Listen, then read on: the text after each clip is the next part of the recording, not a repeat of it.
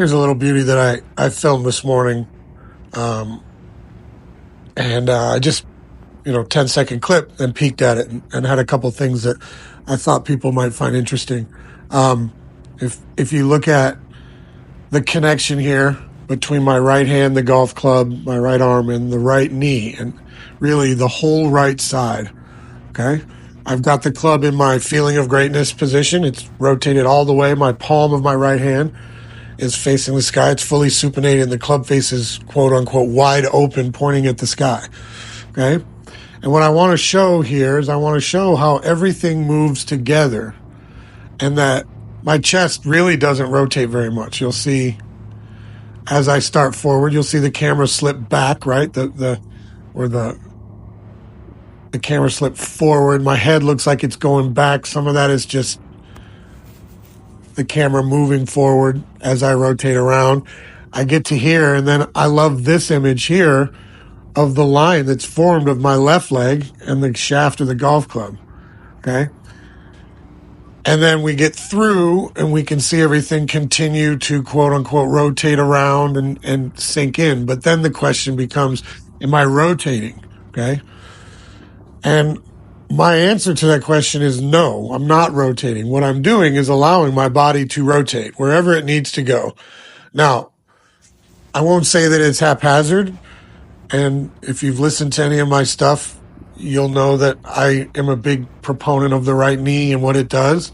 And here is a perfect illustration of it. Now, the next contrast that I want you to watch is how still my head stays. It stays right in that little shadow pocket there. It doesn't, just outside that shadow, it doesn't move much, right? And then I'm going to take it to a swing where I actually just go through the swing. It's not a lot of compression. It's not a big, hard swing. It's a one-handed swing while I'm holding a camera against my chest. But I'm going to let it play and just watch the difference and look at how much the camera moves.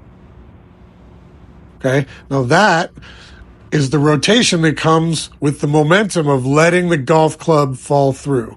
Here, in this one, it's slow motion, and I'm completely controlling it through the strike up until that point. This one,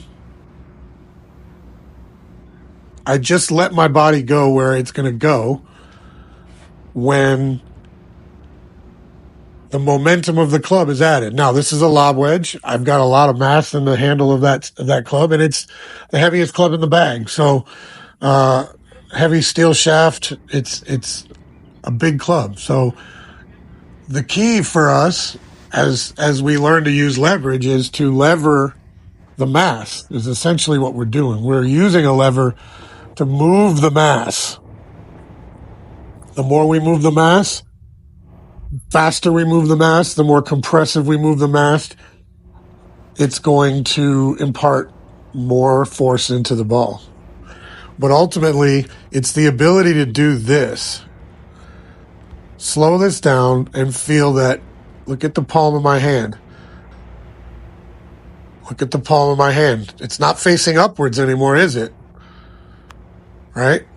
And this is where everybody gets their mind, and they say, well, if your palm is facing at the sky and your club face is wide open and your handle is up high and your head is down low and you're so far around, you're never going to get back to square. Fine. I'm never going to get back to square, but I know what I will do is get back somewhere consistently. And then I can line square up to that, if that makes sense, right? Don't worry about that. Just focus on the fact that if I can get this action to be instinctive and free, my wrists are loose. They have no tension in them at all. The tension is in my hands and in my armpits and in my knees and feet. And I'm squeezing tight into the ball and hammering it with pressure and leverage, not with spinning. But when we go and add any bit of momentum, like we do here, you'll see if I get back down to impact, I'm similar position. Look at that. That shaft is pretty close to being lined up with my left leg like it was when we weren't swinging. But look at the camera now. We've lost sight of the body. Well, the camera's representing my eyes, and I absolutely let my eyes go rather than hold them still through the strike. So that's a different topic. But if we just go back and we think, I'm doing the same thing. Now look at my head. Watch how long it takes my head to start to move. Really, still hasn't even moved, and now we lose sight of it. It still hasn't moved. Okay. Now, again, this is a slow swing. You can do that with slow swings. You take a driver full bore, and you're not going to be able to stand still like that. And you don't want to, because the mass of the golf club is going to move you around. So just a thought, just something I thought. It's a cool angle to me. I do a lot of shadow work. I encourage people to do shadow work. To be honest, most of the time it's easiest to do at night. You go up on the back deck or in the garage or something and just find yourself a good flat surface and work and look at your shadow. Change directions.